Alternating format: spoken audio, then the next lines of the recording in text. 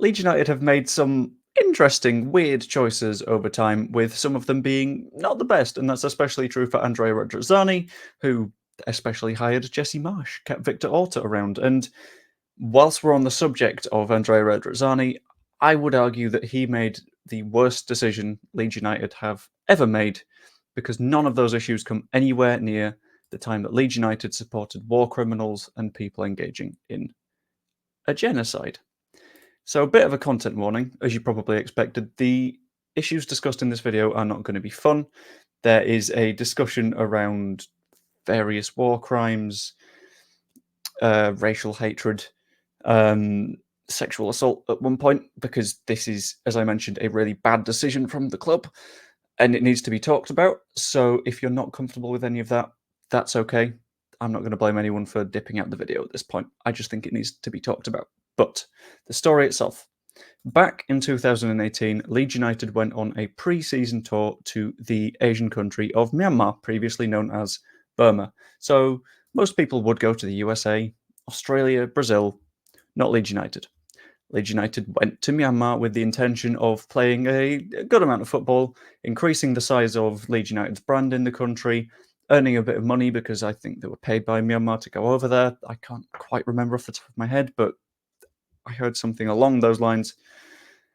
And they went to play it against the league's All-Stars and the national team of Myanmar, which is something that happens sometimes. So, for example, Hull City played against Curaçao in this international break, which made me think of doing this video. So sometimes you will just play against a national team and do reasonably well, because that national team is typically a national team that isn't going to get matches against other ones. But whilst this does initially seem to be a basic pre-season tour, I feel like we could use a bit of context here. Myanmar 2018. This is where things are a little bit less fun. This is the summer where Leeds United are going to go on this trip, and there have always been tensions in Myanmar.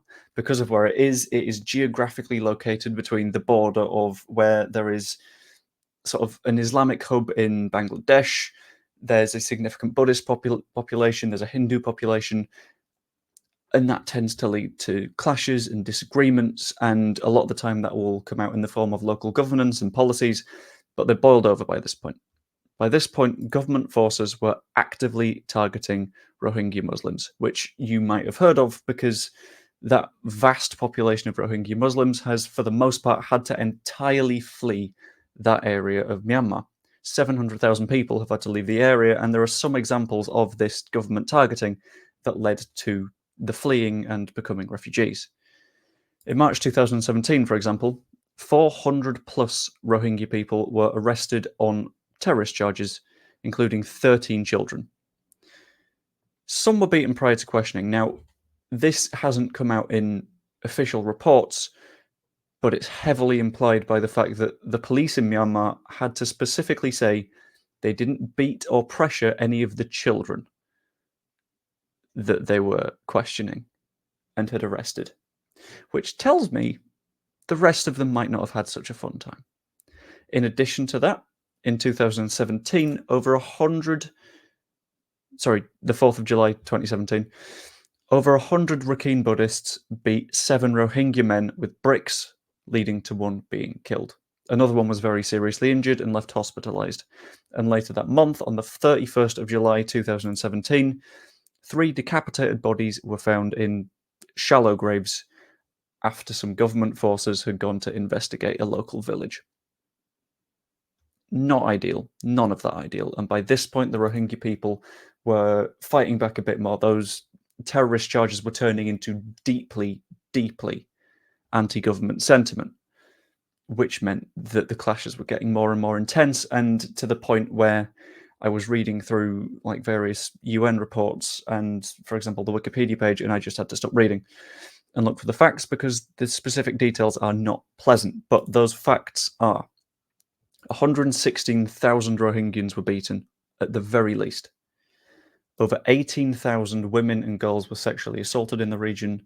36,000 Rohingyans were thrown into fires. And in 1 month alone, the first month of this, as they called it, Great Cleanse or something like that, 6,700 to 7,000 people were killed, including 730 children. And As you'd expect, the international community's response to this was absolutely colossal. The UN itself described it as a textbook example of ethnic cleansing, with one ethnic group being highly targeted by the government and authority forces to try and eradicate them, remove them from the country, leading to those 700,000 people fleeing and getting out. The UK's shadow sports minister called the trip from Leeds United morally corrupt because these were not completely brand new news stories that we didn't have time to prepare for. Those 2017 July stories happened a year in advance of Leeds United's trip. In addition to that, the Supporters Trust itself called going on the tour a strange and controversial choice because it was at the point where even the average person knew what was going on. There weren't questions about it. It was something that was widely recognised, widely understood, widely known. So what did the club do with all of these dissenting voices pointing out this is a really bad idea and you will be supporting horrible people? You will be effectively tacitly agreeing with these war crimes because you're taking money from that government and promoting it in a way by saying, look, we've gone to Myanmar. It's a great time. You'd think that's a horrible idea. No, they went anyway. Partially because Andrea Radrizzani said the trip can have a positive impact on the local community. I decided to have a little bit of a look back at what has happened since that trip, and in reality, that didn't happen. In fact, the genocide and ongoing ethnic cleansing continued, and there was another coup in 2021, and the new government has not been any kinder. There have been 1,700 further deaths since that happened. So the sole reason that Andrea Radrizzani said for going isn't true. And in my opinion, the ownership at the time, being Radrizzani, saw an opportunity to make a quick buck and feel like a savior, feel like they're improving the community whilst making money at the same time. And he took that opportunity. And genuinely, this is one of the most shameful moments that I can think of in the club's past. When you look through the history of a football club, you can think to yourself, what's happened that's bad? We signed John Kevin Augustine. Yeah, we threw a lot of money at the wall and nothing happened, but the wider impact wasn't too bad. Or going into administration at the start of the century. Yeah, horrible for the club, but it wasn't endorsing the deaths of thousands of people and displacing hundreds of thousands. And whilst it won't have necessarily encouraged the Myanmar government to keep on doing what it's doing, and whilst Andrea Radrizzani might have not said word for word, what's happening over here is good, the fact that he arranged this trip and continued with this trip and kept it going is a little bit disgusting to me.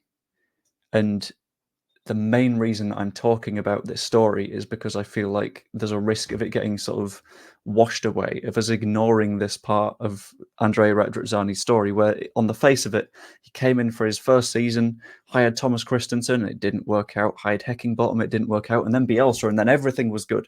But you need to remember that there was this one period in which this genuinely horrible decision happened, and a lot of people forget about it because of what came afterwards. And I don't think we can allow ourselves to forget this situation. Because if we do,